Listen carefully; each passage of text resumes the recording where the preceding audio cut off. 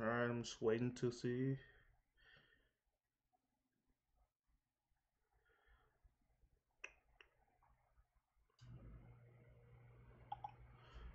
All right, so we are live. Yes, we are. So, hey, YouTuber fans, Steamy fans, cryptocurrency fans, it's your boy Brit VR. Welcome to the show. I have a special guest. I have Patrick. He's an ambassador from Dlive, which is one of my favorite platforms. Uh, Tell everybody hi, Patrick. Hey guys, how's it all going for y'all? Um, Thank you for coming on the show. I really appreciate it because I really love Steam, and I really love the things that are built on top of Steam. So before we do anything, I just want to make sure: are you live on D Live? Everything's going good for you right now on D Live? Yep, we're live and broadcasting right now. Okay. So could you tell us a little bit something about you, how you got into cryptocurrencies, or how basically you got into D Live? For sure. So I've been a pretty big follower of libertarian politics for some time, Okay. which mainly revolved around my belief in a sound money. I've seen a lot of issues with the way that the United States government was um, printing so much money and deflating the value that normal dollars held. So fairly early on, and probably 2012ish, I started seeing posts on different forums I'd visit that would talk about this new cryptocurrency.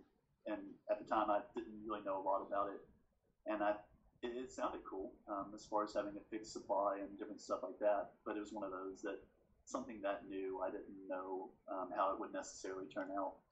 So I never really paid enough attention to it to um, begin buying at that time. Rather, I just kind of let it soak in my brain and see where it went.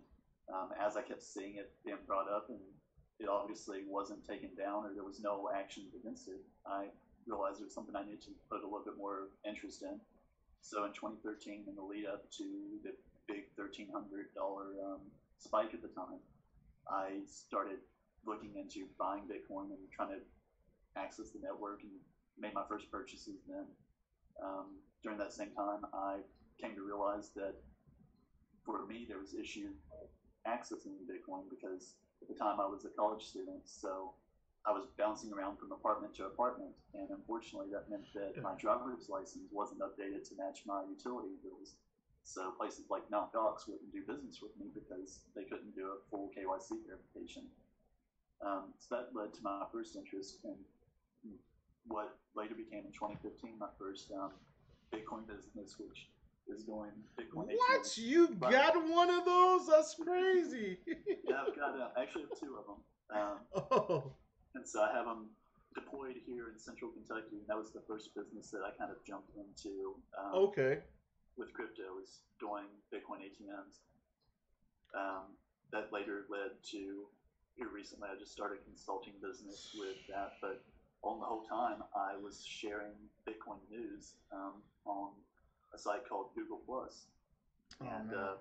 built a following of about 130,000 people on Google Plus until one day I logged in and my account had been frozen. And that freezing is what led me to going back to utilizing Steam to be a social network to kind of avoid censorship that I felt like I was receiving from Google Plus and Google in general.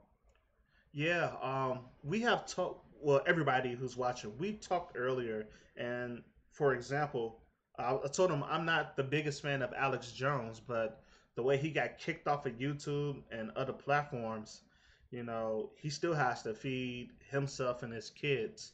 Um, to take away your voice is something. It's very different to be someone out there and you can't speak really or tell people what you were thinking, and especially in the United States, that's our first amendment. That's one of our first amendments, freedom of speech. No matter how hateful it is or how terrible it is, you still have the right to say whatever you want to say. And most of the time it's very peaceful. You know, a lot of people, most time it's very peaceful, and sometimes peaceful people have their voice taken away. And Steemit is one of those blockchain cryptocurrencies where that's really not taken away. It would always be on the Steam blockchain. So Exactly. yeah, I'm going to see if the sound is working on here really quick.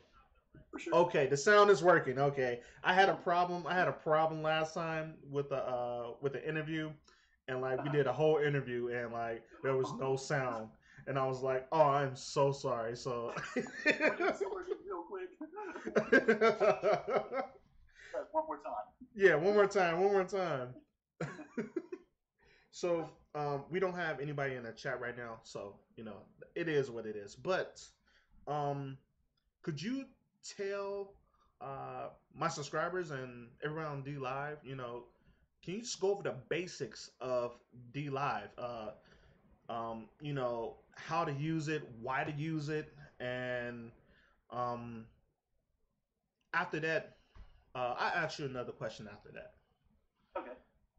So Dlive is a video platform that's built on top of the Steam blockchain. So it's all access and utilizing the Steam chain.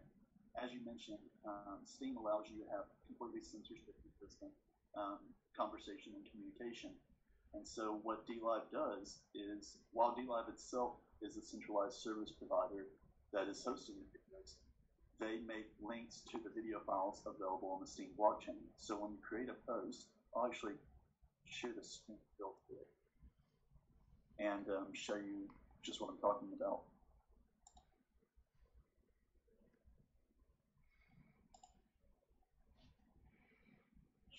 Switch this as well.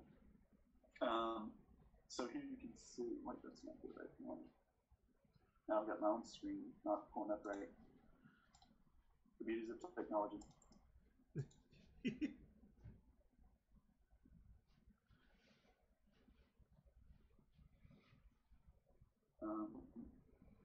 Well, we won't utilize this one, we'll just utilize this.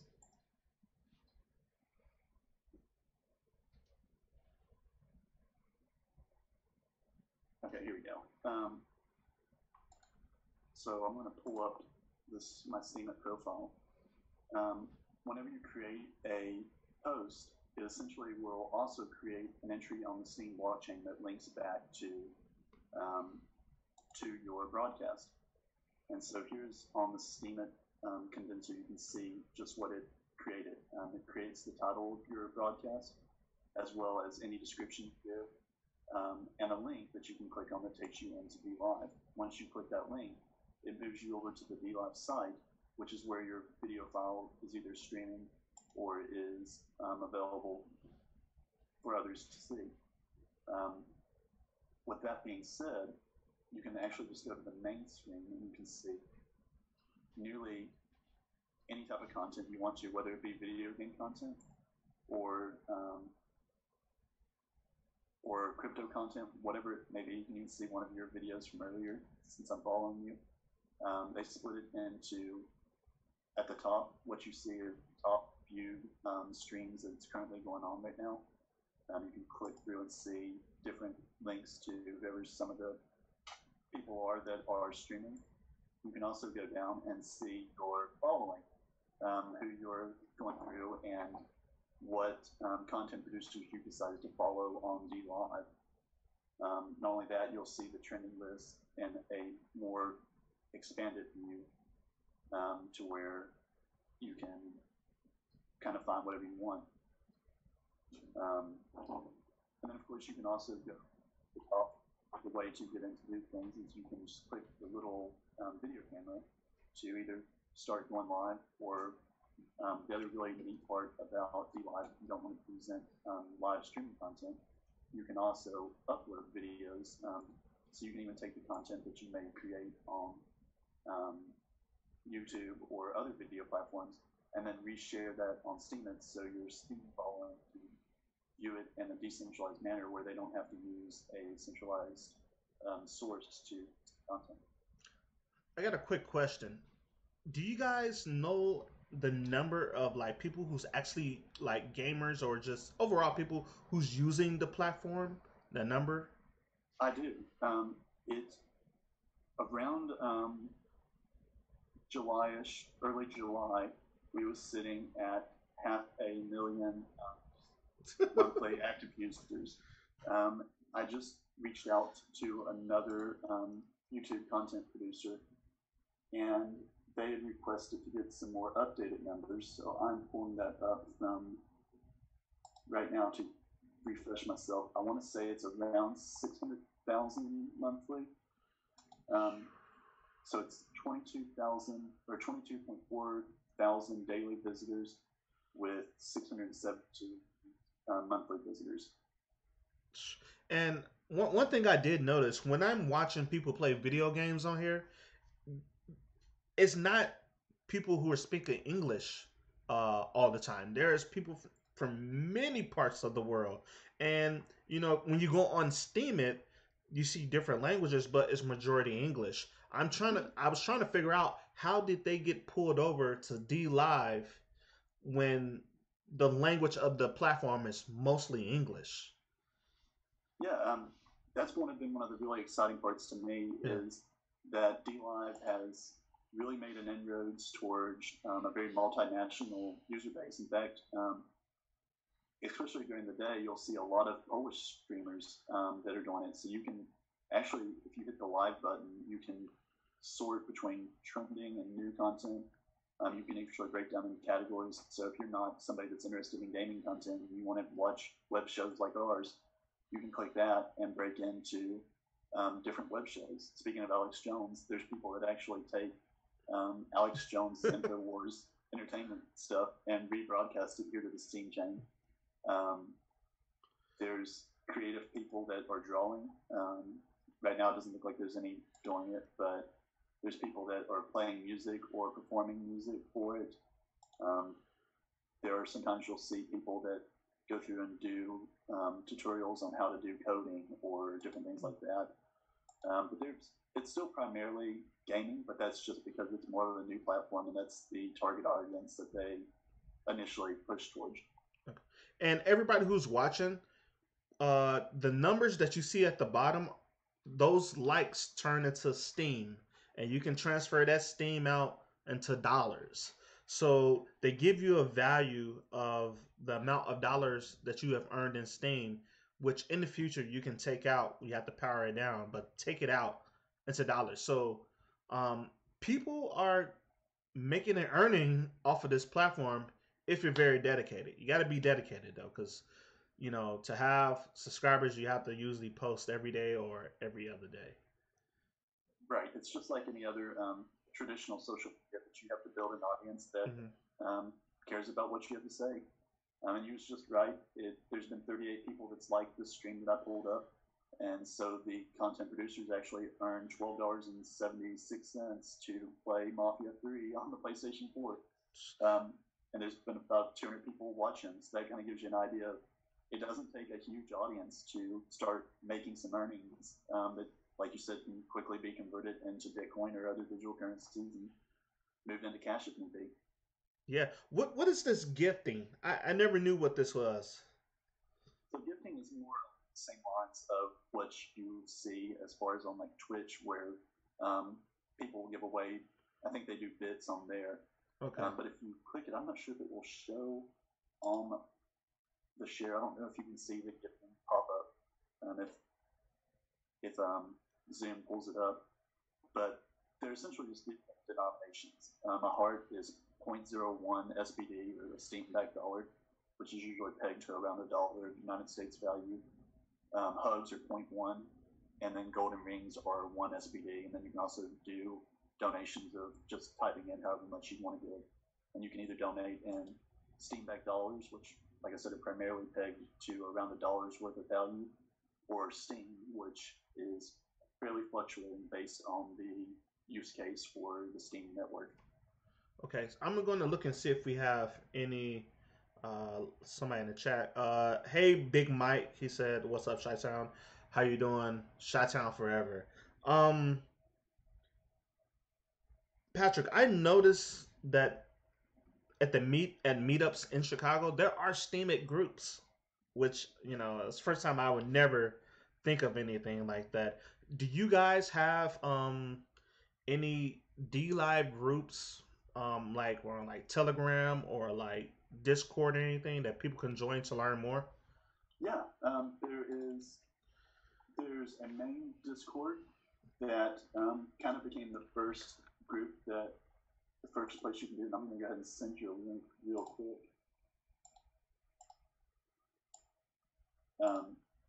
That was the first kind of stomping grounds, but they've also introduced some new features to Dlive, Okay. which kind of plays into a pretty excellent segue for us. Let's jump into this thing and leave that to you as a message.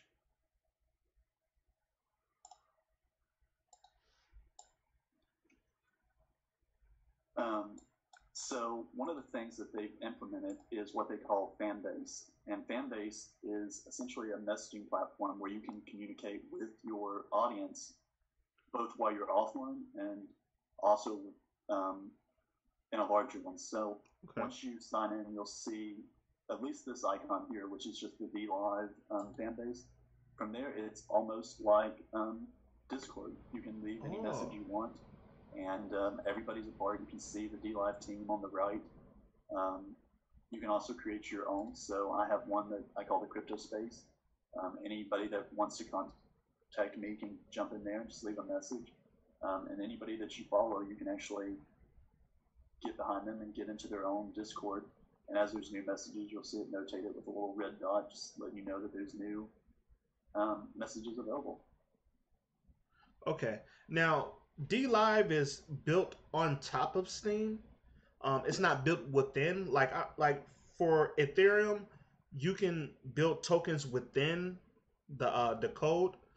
Could you like tell the difference between building on top of Steam than building within Steam? Yeah. So that actually may change soon with the new features that are going to be coming to the Steam network. Mm-hmm. But I'll push that off for a little bit later in this discussion. But as of right now, it's essentially a handoff. So as you saw in that Steam post, I'll pull that one back up. Actually, let's do this. Since I'm assuming your audience is a little bit more technical, I'm going to pull up Steam as the version of a block explorer. Okay. And so this is SteamD essentially acts as Steam's version of a block explorer, so you can see exactly what's on the Steam chain. So whenever I posted my post, what is stored is just plain text, along with some metadata down here at the bottom. But the plain text just essentially gives you the image file or the picture that I used as my my thumbnail for the picture, as well as a link. Sorry about that. I on my stream actually just got a donation from Sean Porter, and it kind of popped up a little notification there. Okay. As well as a link.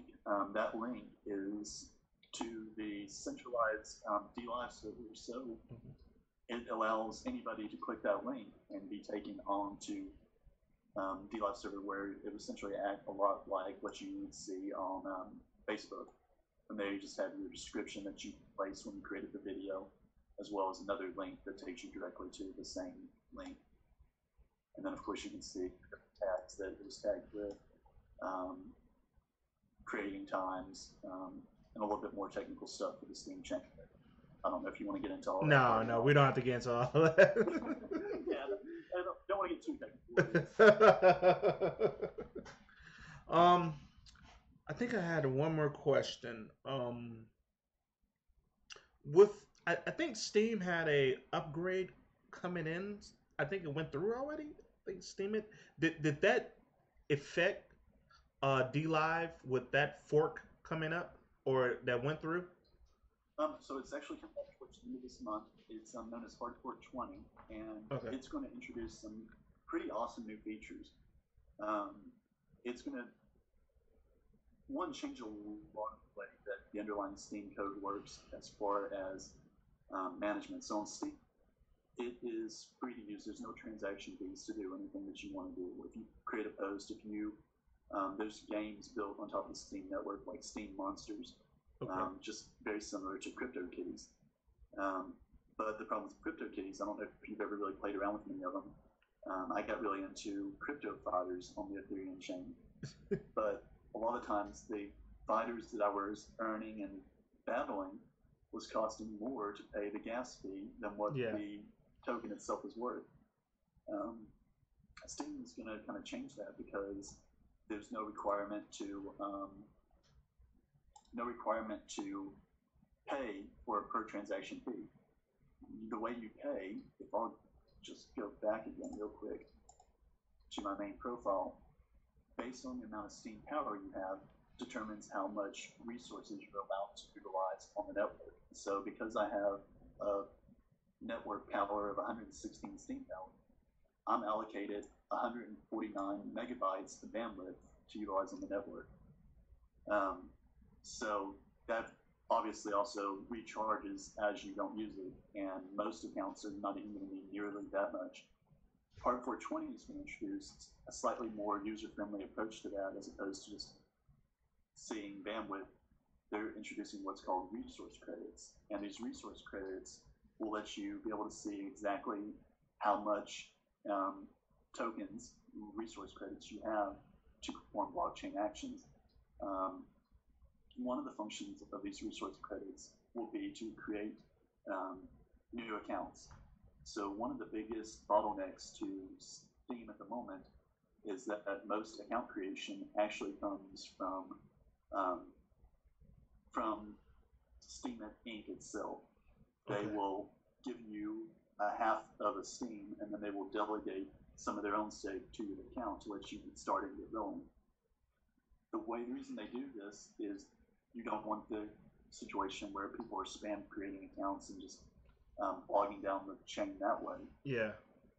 And so Hard 420 is going to make a change to where, based on the amount of Steam power you have, you'll actually be able to create tokens or create accounts using what they call discounted account creation tokens. And so these DACs will allow sites like Dlive to onboard new users. So say that you have a YouTube follower that follows you religiously on YouTube, and you mention Dlive. Right now, they can go on and sign up for a preliminary account just using their Google account. But they still have to wait 2 weeks before they get the ability to earn voting rights on your content. With Hard 420, that's going to allow apps or dApps like Dlive or Steam Hunt or any of the other dApps that are out there to create new users directly from there. So as they go through and sign up for an account, they're going to be able to immediately start utilizing the Steam chain based off of that. So I think that's probably the biggest, to me, the biggest insight I can see of what's going to change Hard 424 dApps like Dlive. Okay. I do have another question. So I see this download app. You guys have a do you guys have a mobile app, and do you guys have a CPU app, or is just a mobile app? That's just okay. It's the mobile app. Okay, all right. Yeah, and right now it's only on Android because they're a little bit more open source. But Okay. There's definitely plans to release the iOS version as well. I will be playing with that today because I need to download that. Um, I watch a lot of Dlive when I'm at work and I'm on a computer just to have some noise in my ears. So I'm going to enjoy this one. I guess that is about it. You know, I don't want to keep you too long. I know you're busy out there. I want to thank you again. Is there anywhere that people can reach you for anything like Twitter or like anywhere? Yeah, the primary way that I pay most attention to social media is through Steemit. So you can always reach out to me at Patick Ulrich on Steam Blockchain. Or even if you want to utilize Dlive, you don't even need a Steam account, so you can just come in and join and send me a message directly on Steemit's fanbase.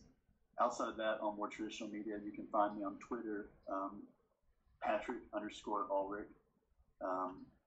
Also, I was able to get my Google Plus that they took away back, Okay. so you can find me on Google Plus, Facebook, all kinds of those more traditional sites. Although I will admit that I've nearly abandoned the usage of those outside of just voting. I bet you did. All right, guys. I guess that's about it. Please like the video, subscribe to my channel, join Dlive.